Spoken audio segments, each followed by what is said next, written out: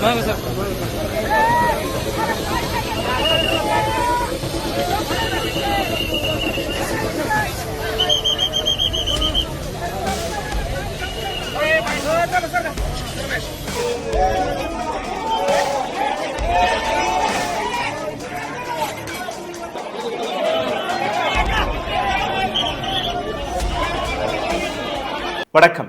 மகாராஷ்டிராவின் deputy chief minister Ajith பவாருடைய விமானம் இன்னைக்கு கிராஷ் ஆனது. அதில் அவர் உயிரிழந்து விட்டார். இது கொலையா, படுகொலையா, அல்ல இதற்கு பின்னாடி சதி இருக்கிறதா என்கிற இந்த கேள்வியை வெஸ்ட் பெங்காலின் சீஃப் மினிஸ்டர் மம்தா பானர்ஜி எழுப்பியிருக்கிறார். மம்தா பானர்ஜி மட்டுமல்ல, எதிர்க்கட்சியில் இருக்கக்கூடிய ஏராளமான தலைவர்கள் அஜித் பவாருடைய மரணத்தில் எங்களுக்கு சந்தேகம் இருப்பதாக எடுத்துக்காட்டி வருகிறார்கள். இந்த ஒட்டுமொத்த விவகாரத்தை மிக சீரியஸாக நீங்கள் பார்க்க வேண்டிய அவசியம் இருக்கிறது. காரணம், அஜித் பவார் சாதாரணமான அரசியல்வாதி கிடையாது.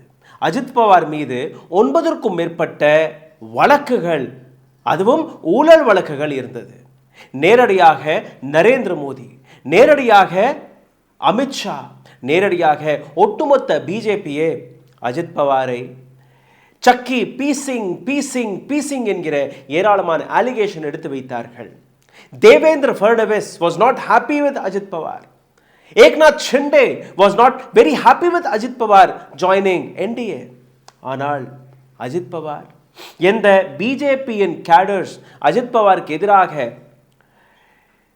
சோஷியல் மீடியா வழியாக எதிர்ப்புகளை தெரிவித்து வந்தார்களோ, அதே இடத்தில் Ajit Pawar was sitting on the power, on the political chair. இதை தாண்டி நேஷனலிஸ்ட் காங்கிரஸ் பார்ட்டி, என்சிபியுடைய சீஃப் சரத்பவார் கையில் இருக்கக்கூடிய அந்த கட்சி சிம்பலை, கட்சியை உடைத்து எப்படி சிவசேனா உடைந்ததோ அதே பாணியில், அதே முறையில் அஜித் பவார், சரத்பவார் கையில் இருக்கக்கூடிய அந்த கட்சியை, ஒட்டுமொத்த கேடரையே தன் பக்கம் திருப்பி பிஜேபியில் போய் இணைகிறார். இந்த வீடியோவில் உங்களை இன்னும் ஆழமாக கூட்டிச் செல்வதற்கு முன்பு ஒரு சிறிய கோரிக்கை. எங்களுடைய சேனலை மிகப்பெரிய அளவில் முடக்கக்கூடிய வேலையை பார்த்து வருகிறார்கள். காரணம், நாங்கள் எடுத்து வைக்கக்கூடிய இது போன்ற உண்மையான செய்திகள். இதிலிருந்து மீட்டெடுப்பதற்காக உங்களுடைய உதவி தேவைப்படுகிறது. நீங்கள் செய்ய வேண்டிய சாதாரணமான விஷயங்கள், லைக், ஷேர், சப்ஸ்கிரைப் பட்டனை தட்ட மறக்காதீர்கள். இந்த வீடியோவை பார்த்து கொண்டிருக்கும் போது ஹாய், ஹலோ, வணக்கம், உங்களோட கேள்விகள், கருத்துக்களை கீழே கமெண்ட் பாக்ஸில் எழுதிவிடுங்கள். இதை தாண்டி இந்த சேனலை சப்போர்ட் செய்ய நினைக்கக்கூடிய நபர்கள் அருகில் இருக்கக்கூடிய QR கோடை ஸ்கேன் செய்து உங்களால் முடிந்த உதவியை தெரிவிக்கலாம். உடல் வலிமையை உறுதி செய்யும் சிலாஜித், கவனத்தை மேம்படுத்தும் அஸ்வகந்தா மற்றும் உயிர் சக்தியை பெருக செய்யும் சஃபேடு முஸ்லி போன்ற இமயமலையின் உணவுப் பொருட்களை கொண்டு வந்து மிஸ்டர் பர்ஃபெக்ட் உருவாக்கப்பட்டுள்ளது. உங்கள் முழு குடும்பத்தின் ஆரோக்கியத்தை மா நேச்சுரல்ஸ் மூலம் உறுதி செய்திருங்கள். 100% இயற்கையான மூலிகை பொருட்கள் மூலம் உருவாக்கப்பட்ட மிஸ்டர் பர்ஃபெக்ட் மற்றும் மிஸ் பர்ஃபெக்ட் தலைமுறையாக குடும்பங்களின் உடல் வலிமை, மன வலிமை மற்றும் மகிழ்ச்சியை பெருக செய்கிறது. உங்கள் மகிழ்ச்சியான பயணத்தை துவங்க www.mannaturals.com என்ற இணையதளத்தை பார்வையிடவும் அல்லது வாட்ஸ்அப் எண்ணிலும் தொடர்பு கொள்ளலாம்.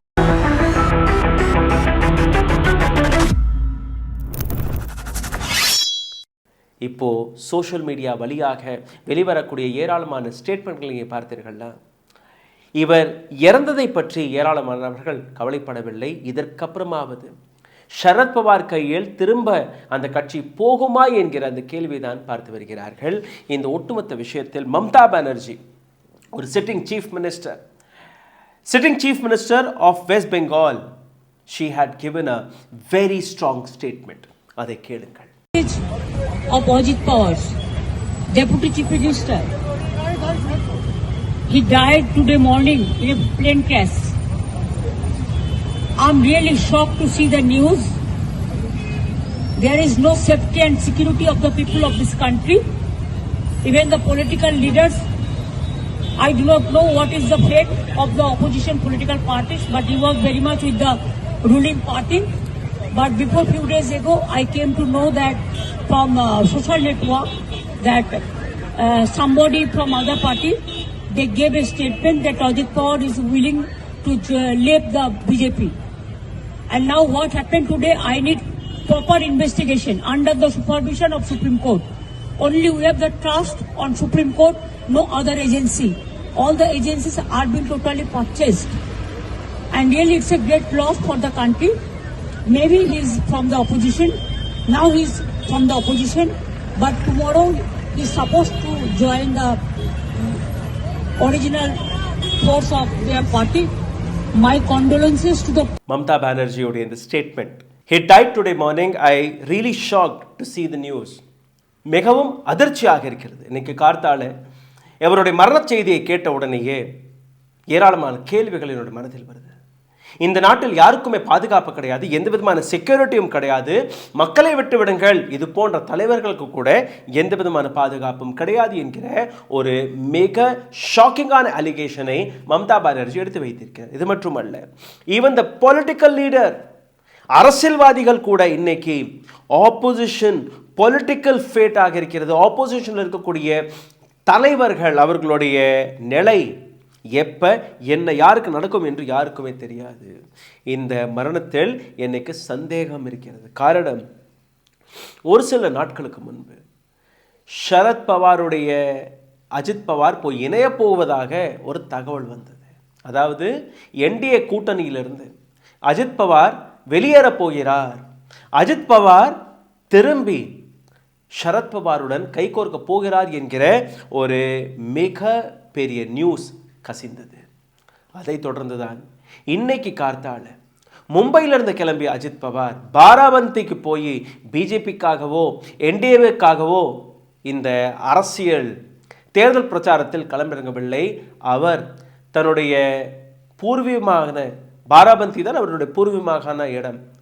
பூர்வீகத்தில் போய் தன்னுடைய பிறந்த இடத்தில் போய் தன்னுடைய பிரச்சாரத்தை தொடங்க போனார். தன்னுடைய பிரச்சார வழியாக தன்னுடைய என்சிபி கட்சிக்காக அந்த பிரச்சாரத்தை தொடங்க போனார் என்கிற அந்த விஷயம் இருக்கிறது. The statement was Ajit Pawar is willing to leave BJP and now this is what happened today. Mamata பானர்ஜியுடைய இந்த வார்த்தைகள், Ajith Pawar was willing to leave BJP and இது திடீரென்று நடந்துவிட்டது. I need a proper investigation. எனக்கு ஒரு சரியான இன்வெஸ்டிகேஷன் தேவை. இந்த நாட்டிற்கக்கூடிய ஏஜென்சிகள் எந்த ஏஜென்சியின் மீதும் எனக்கு நம்பிக்கை கிடையாது. இடி, சிபிஐ, ஐடி, போலீஸ், எந்த ஏஜென்சி நீங்கள் கொண்டு வந்தாலும் அதற்கான எந்த விதமான நம்பிக்கையும் எனக்கு கிடையாது. இந்த இன்வெஸ்டிகேஷன் சுப்ரீம் கோர்ட் தலைமையில் நடக்க வேண்டும். No other agency apart from Supreme court.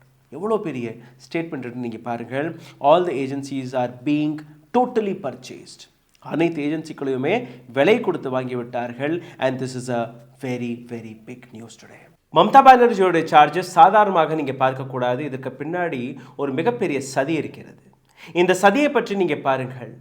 எந்த மகாயுத்தி அலையன்ஸுடன் அஜித் பவார் இருந்தாரோ, இந்த புனேவில் நடக்கக்கூடிய முனிசிபல் கார்ப்பரேஷன் மற்றும் பிம்பரி சிந்த்வாடா முனிசிபல் கார்ப்பரேஷன், இதில் அஜித் பவார் அவருடைய அங்கலான சரத் பவாருடன் கைகோர்த்து இந்த முறை தனியாக பிரச்சாரத்தில் இறங்க போயிருக்கிறார். அதற்கான பிரச்சார வேலையாக தான் இவர் அங்கு இறங்கினார். இது மட்டுமல்ல, deputy chief minister Ajith Pawar நேரடியாக அமித்ஷா, நரேந்திர மோடி, ஒட்டுமொத்த பிஜேபியுடைய ஸ்கேம், அந்த ஸ்கேமுக்கான ஃபைல் என்னுடைய கையில் இருக்கு, என்னை பற்றி நீங்கள் குற்றங்களை, ஊழல் குற்றங்களை நீங்கள் எடுத்து வைக்கலாம், ஆனால் உங்களுடைய ஃபைல் என் கையில் இருப்பதாக அஜித் பவார் கூறினார். சாதாரணமாக இல்லை, இரிகேஷன் ஸ்கேமில் நேரடியாக பிஜேபியோட இன்வால்மெண்ட் இருக்கிறது. இது மட்டுமல்ல, இந்த ஒட்டுமொத்த விவகாரத்தில் டெபுட்டி சீஃப் மினிஸ்டர் மறைந்து போன அஜித் பவார் அவர்கள் கூறிய விஷயம், பிஜேபிஸ் கரப்ட் கவர்னன்ஸ், பிஜேபியுடைய இந்த ஊழல் கவர்னன்ஸ் ஒட்டுமொத்த பூனா மற்றும் பிம்பரி சிந்த்வாடா இது போன்ற ஏராளமான இடங்கள், மகாராஷ்டிராவின் ஏராளமான நகரங்களுடைய டெவலப்மெண்ட்டை முடக்கிவிட்டது. Deputy chief minister alleged that development in both the cities have slowed down because BJP's corrupt governance, and that he is now a part of government with those who had leveled the governance. The development was stopped. இந்த BJP கட்சியினால தான் மகாராஷ்டிராவுடைய development ஸ்லோவாக இருக்கிறது. நான் தவறுதலாக பிஜேபியுடன் கைகோர்த்து நிற்கிறேன். ஆனால் இந்த முறை அவர்களுடைய ஃபைல் என்னுடைய கையில் இருப்பதாக கூறுகிறார். State BJP chief Ravindra Chauhan was head back. அதாவது அனைத்துமே என்சிபிஎல் சரியாக கிடையாது. பிஜேபி என்சிபிக்கு நடுவே ஏராளமான பிரச்சனைகள் நடந்து கொண்டு தான் இருந்தது. தேவேந்திர ஃபட்னவிஸ் அவருடைய ஸ்டேட்மெண்ட்டும் வெளிவந்தது. The political campaign in Pune is hitting up. Political campaign எந்த அளவில் பூனாவில் ஹீட்டை பிடித்தது என்று நீங்கள் பார்த்தீர்கள்னா, I just want to say if we go back in the past and speak about Pune development, some people will be in trouble and they will struggle to list out what they did to this city. நான் என்னுடைய வாயை திறக்க விரும்பவில்லை. இதே பூனே நேரடியாக அஜித் பவாரை அவர் target செய்து பேசுகிறார். இது ஜனவரி 6ஆம் தேதி நடந்த சம்பவம். என்னுடைய வாயை நான் திறந்தேன் என்றால் என்னுடைய வாயை கிளறாதீர்கள்.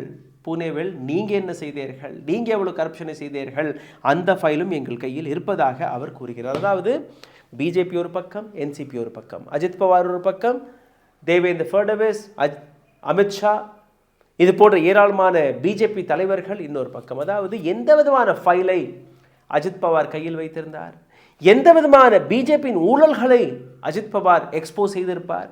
அப்படி சரத் பவாருடன் திரும்பி போகக்கூடிய முடிவை அஜித் பவார் எடுத்திருந்தார்னா, எடுத்து விட்டதாக அதை நீங்கள் பார்த்தீர்கள்னா, நீங்கள் எந்த விதமான அலிகேஷன் எடுத்து வையுங்கள், உங்களுடைய ஃபைல் என் கையில் இருக்கும் வரை உங்களுடைய கொடுமி என் கையில், நீங்கள் என்னை எதுவுமே செய்ய முடியாது அஜித் பவார்.